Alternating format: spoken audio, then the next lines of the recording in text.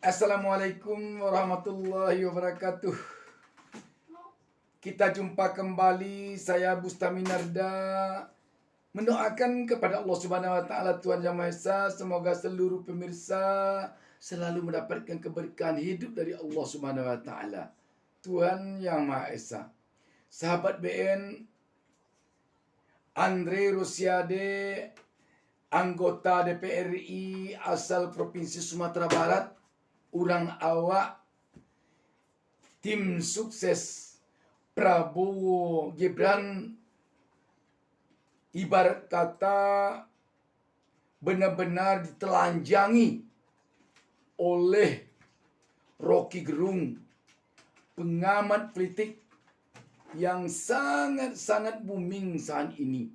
Pada suatu kesempatan diskusi di ILC Indonesia Layar Club, channel yang dipimpin wartawan senior Karni Ilyas beberapa hari lalu. Kita melihat di sana benar-benar Andre Rosiade ini dikuliti atau dimandikan oleh Rocky Gerung. Tanpa basa-basi, Rocky Gerung mengatakan pengetahuan Andre Rosiade ini minim sekali tentang sejarah. Banyak sekali hal-hal yang menurut kita sungguh sangat tajam dan menusuk. Ucapan Rocky Gerung kepada Andre Rosiade. Jadi bagaimana mungkin Anda bilang Jokowi sedang merawat demokrasi? Dia memberantakkan demokrasi, itu intinya. Coba. Ada pepatah bilang begini. We choose joy and sorrow long before we experience them. Kita memilih kegembiraan atau kesusahan jauh sebelum kita mengalaminya. Kalimat itu, Anda tahu kalimat itu siapa yang ucapkan? Yang ucapkan itu adalah Gibran. Yang nama depannya Kahlil.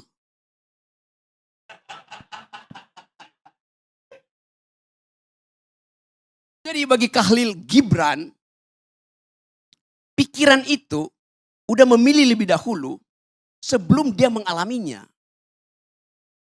Jokowi di pikirannya sudah memilih jadi otoriter sebelum dia mengalaminya. Sebelum dia menjalankannya. Itu yang namanya authoritarian personality. Ide untuk memperpanjang masa jabatan itu adalah authoritarian personality. Ide untuk menambah masa jabatan itu adalah ide authoritarian personality. Ide untuk menjadikan Gibran calon wakil presiden itu adalah authoritarian personality. Dia udah memilih sebelum dia lakukan bahkan.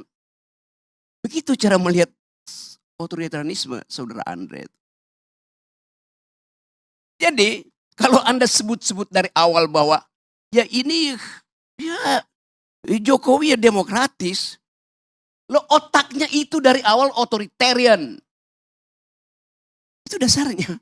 Hitler menyembunyikan kebengisannya sebelum jadi pemimpin. Hitler dipilih secara demokratis. Itu pentingnya belajar sejarah saudara Andre itu. Pengetahuan Anda kurang sekali soal demokrasi itu. Ya saya mau terangkan itu. Jadi hentikan segala macam cawek-cawekmu itu. Akan kelihatan Anda dungu kelihatannya tuh. Serius saya katakan itu. Ini akan pengaruhi. Kalau Anda masih begini terus saya kampanye di wilayah Anda di Padang itu. Jangan pilih Andre. Karena dia tidak setajam pikiran Sultan Syahrir. Tidak setajam pikiran Natsir. Tidak setajam pikiran Buya Hamka. Itu masalahnya. Saya lanjut sedikit ya.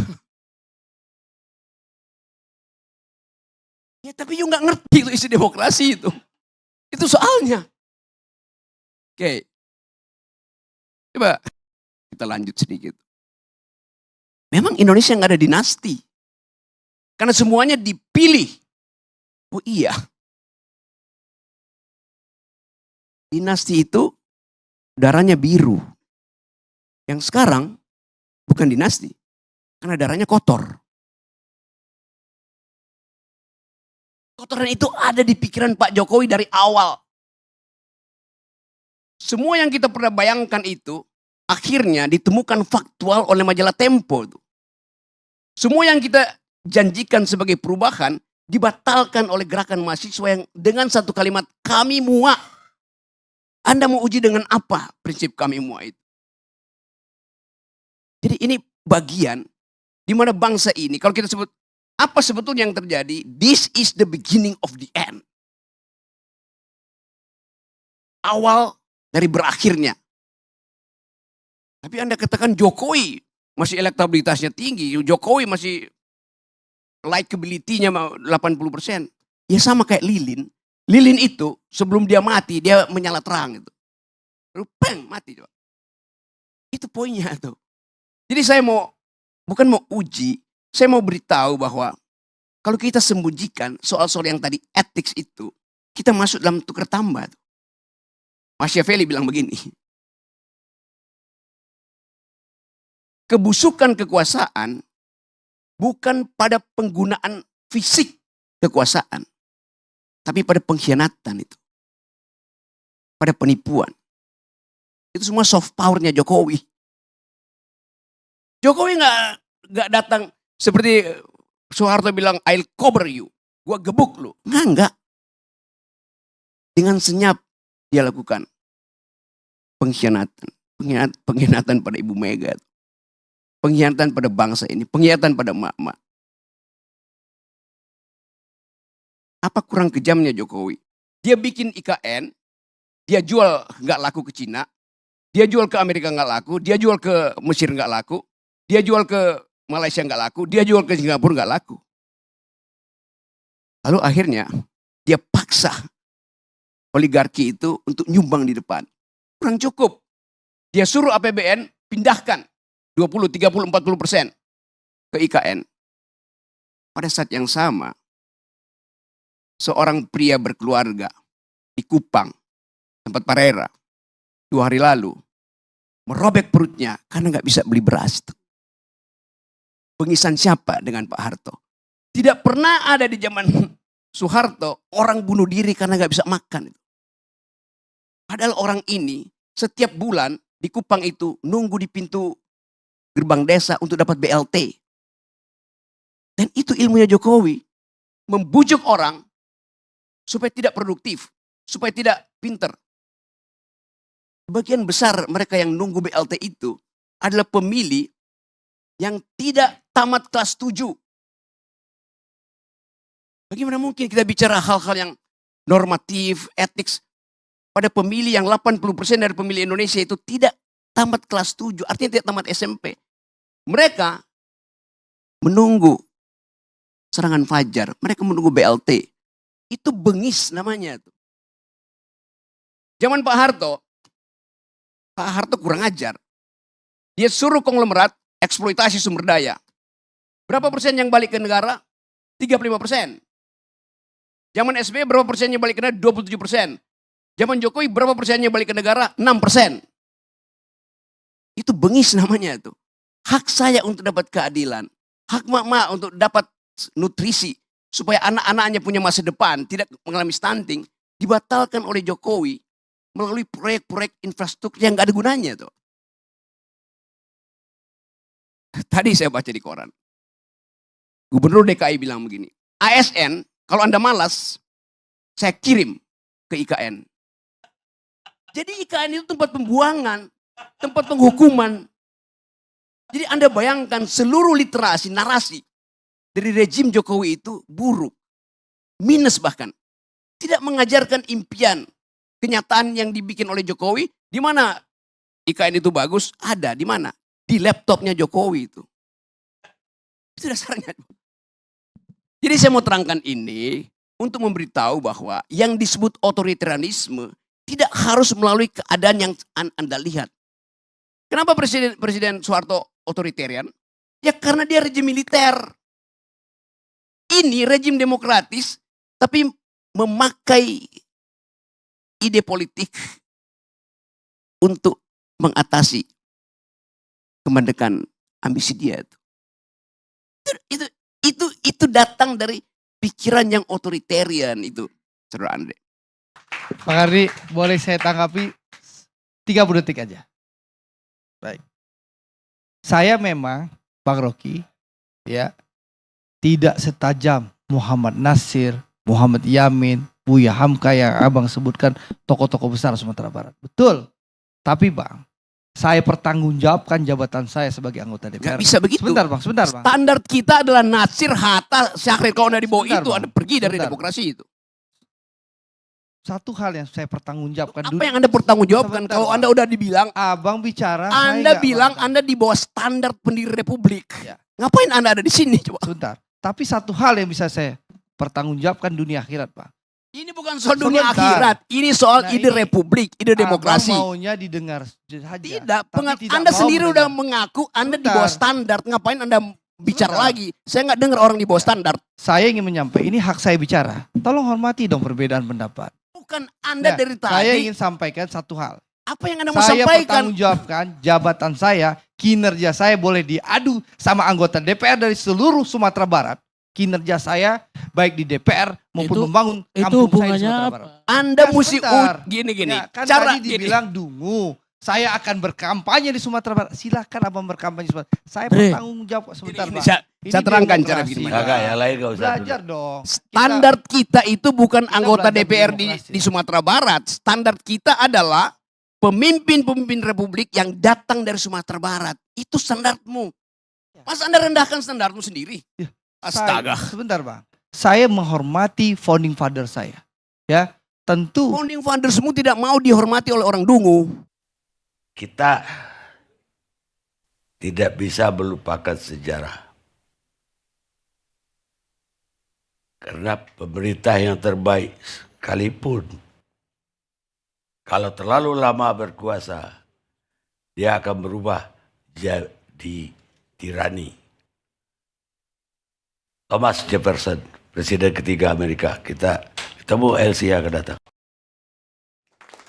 Apa yang kita saksikan ini hanya sedikit saya kutip di sini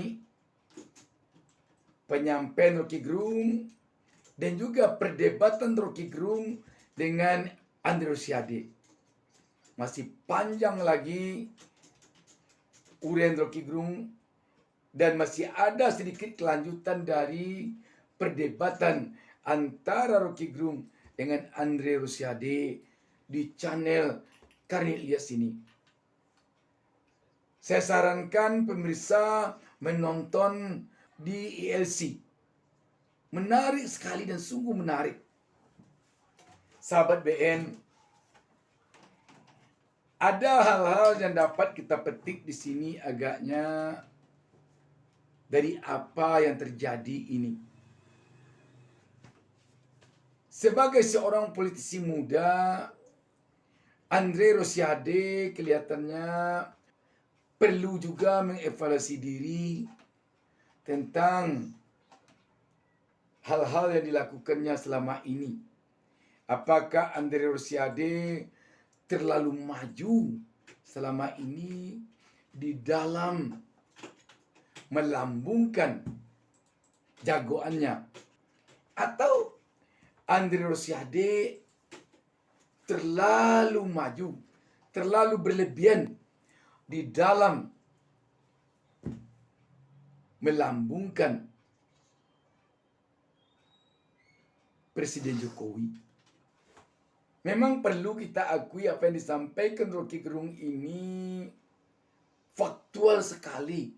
Kalau kita coba melirik kepada kondisi yang ada sekarang, kondisi ketika di awal-awal Presiden Jokowi menjadi presiden, ketika Presiden Jokowi berhadapan dengan Prabowo Subianto tahun 2019, dan ketika Prabowo Subianto seatap dengan Presiden Jokowi di istana selama beberapa tahun terakhir ini. Kalau itu kita coba menyandingkannya dengan apa yang disampaikan oleh Rocky Gerung ini, sulit kita untuk tidak membenarkan apa yang disampaikan oleh Rocky Gerung ini. Dan tentu saja apa yang disampaikan oleh Rocky Gerung ini menjadi keprihatinan bagi kita sebagai anak bangsa. Makanya ketika Andre Rosiade tampak dengan penuh semangat mengemukakan berbagai kelebihan dari Presiden Jokowi, dan ketika Rocky Gerung memukulnya dengan sangat telak, kita menjadi tercengang dan juga kita menjadi mengangguk-angguk tentunya. Sahabat BN, Andre Rosiade ini adalah orang yang sangat saya kagumi. Beberapa tahun yang lalu, sebelum Andre Rosiade menjadi anggota DPR RI, di Padang itu, di kota Padang, saya sangat mengagumi Andre Rosiade itu ketika melihat balihonya bertebaran di sepanjang jalan-jalan di kota Padang dulunya. Dan kalau saya tidak keliru, tagline atau tulisan yang ada di balihonya dulu kira-kira berbunyi, "Yuk berbisnis." Saya dulu berupaya mencarinya, tetapi saya tidak berhasil menemukannya sampai sekarang. Sebagai orang kecil, tentu saya maklum kalau saya tidak mampu bertemu dengan Andre Rosiade. Tetapi melalui kesempatan ini saya ingin sampaikan juga kepada Pak Andre Rosiade, sebelum saya pindah ke Pulau Jawa, ketika tahun 2019 berlangsung Pilpres, saya sebenarnya pendukung Prabowo Subianto kala itu. Sebuah restoran saya di Lubuk Buaya, tentu Pak Andre tahu Lubuk Buaya. Itu dulu saya hibahkan isi restoran saya itu, makanannya, minumannya untuk relawan atau tim sukses Prabowo Sandi. Saya persilakan restoran saya itu dijadikan sekretariatnya salah satu kelompok dari tim Prabowo Sandi waktu itu. Saya mempersilakan rapat-rapat di restoran saya, dan malah saya persilakan juga di restoran saya itu makan sepuas-puasnya, minum sepuas-puasnya. Nanti ketika mau keluar, kalau tidak cukup uang untuk membayar di kasir, bilang saja tim sukses Prabowo atau relawan Prabowo, bilang aja itu, bisa gratis. Dan memang begitu Pilpres selesai, restoran saya pun tutup jadinya, karena tidak ada modal lagi untuk melanjutkan usaha tersebut. Tetapi saya puas. Tidak puasnya saya memang ketika Pak Prabowo nyebrang masuk ke istana menjadi menteri. Sekarang memang saya tidak pendukung Prabowo Gibran. Saya sekarang pendukungnya Anies Caimin, nomor urut 1. Kembali kepada persoalan tadi, Andre Rosiade sebagai orang awak yang begitu ditelanjangi oleh seorang Rocky Gerung, tentu kita merasa miris. Tetapi sekali lagi, apa yang terjadi ini hendaknya menjadi bahan koreksi bagi Andre Rosiade. Kalau selama ini mungkin ada yang menilai Andre Rosiade di dalam melambungkan Prabowo, di dalam melambungkan Gibran, di dalam melambungkan Jokowi terlalu,